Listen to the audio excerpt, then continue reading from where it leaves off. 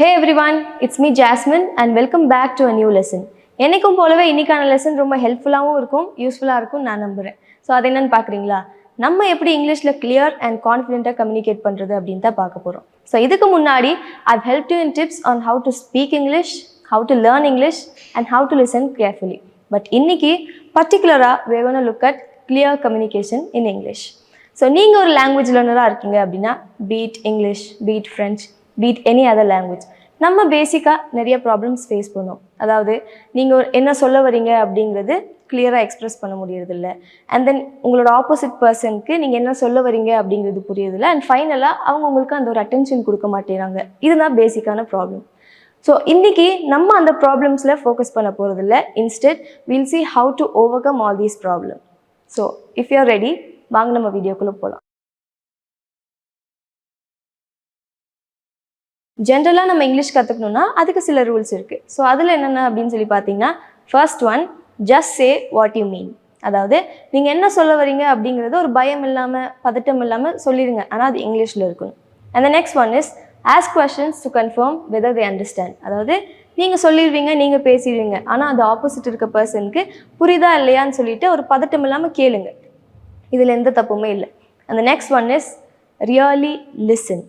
நம்மளை சுற்றி நிறைய விஷயம் இருக்கும். பீட் எனி இங்கிலீஷ் சாங், இல்லை நம்ம யூடியூப்பில் ஏதாவது வீடியோஸ் பார்க்குறோம், இல்லை நேட்டிவ் லாங்குவேஜ் ஸ்பீக்கர்ஸ் பேசுகிறது கேட்குறோம் அப்படின்னும் போது அது மூலயமா நம்ம கேட்கும் போதே we can be able to improve our vocabulary. So இது மூலியமாகவே நம்மளால இங்கிலீஷ் ஈஸியாக கற்றுக்கலாம். And now how to implement all these, அதுதான் இப்போ நான் உங்களுக்கு என்னன்னு சொல்ல போகிறேன். The first one is just keep talking. So இப்போ நீங்கள் ஒரு பிகினராக இருக்கீங்க அண்ட் இப்போ தான் நான் இங்கிலீஷ் கொஞ்சம் கொஞ்சமாக லேர்ன் பண்ணிட்டு வரேன் அப்படின்னும் போது நீங்கள் வந்துட்டு உங்களோட ஃப்ளோலையோ இல்லை அந்த கிராமர்லேயோ நீங்கள் வந்துட்டு கான்சன்ட்ரேட் பண்ண ஆரம்பிச்சிங்க அப்படின்னா அதுவாகவே உங்களுக்கு ஒரு பேரியராக அமைஞ்சிரும். ஸோ ஜஸ்ட் கீப் டாக்கிங் அப்படின்னா உங்களோட ஃப்ரெண்ட்ஸ் கூடயா இருக்கட்டும், இல்லை நீங்கள் உங்கள் கூடயே பேசுங்க. ஸோ இது மூலயமா உங்களோட vocabulary-யை நீங்கள் ஈஸியாக நீங்களே இம்ப்ரூவ் பண்ணிக்கலாம். And the next one is find a good speaking rhythm.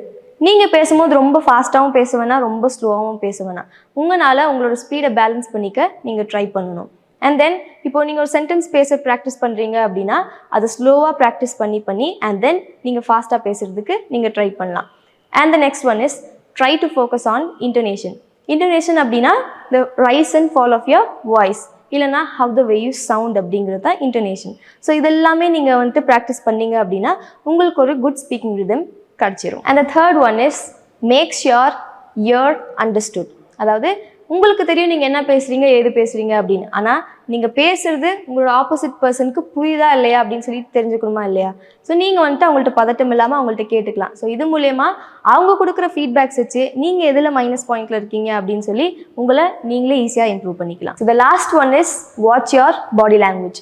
It's very important for you to watch your body language because it's not just the words R it's not just the language, it's your body language as well. So நீங்கள் பேசுகிறீங்க அப்படின்னா உங்களோட பாடி லாங்குவேஜ்க்கும் நீங்கள் பேசுகிற விதத்துக்கும் கண்டிப்பாக உங்களோட sink இருக்கணும். இல்லைனா நீங்கள் பேசுகிறது ஒரு மாதிரி இருக்கும், உங்கள் ஹேண்ட் கெஸ்டர்ஸ் போஸ்டர்ஸில் ஒரு மாதிரி இருந்துச்சுன்னா அது ரொம்ப ஆக்வர்டாக இருக்கும். ஸோ இதில் நீங்கள் ரொம்ப கான்ஷியஸாக இருக்கணும். ஸோ இப்போ நம்ம லெசனோட எண்டுக்கு வந்துட்டோம். நான் சொன்ன டிப்ஸ் எல்லாமே நீங்கள் கரெக்டாக ஃபாலோ பண்ணீங்க அப்படின்னா உங்களால் இங்கிலீஷில் ஈஸியாக கிளியராக அண்ட் கான்ஃபிடென்ட்டாக கம்யூனிகேட் பண்ண முடியும். ஸோ இதே மாதிரி தொடர்ந்து உங்களுக்கு வீடியோஸ் வேணும் அப்படின்னா ஆங்கிலோஃபோன் பேஜஸை மறக்காமல் ஃபாலோ பண்ணுங்கள். Anglophone, your phone is your English teacher.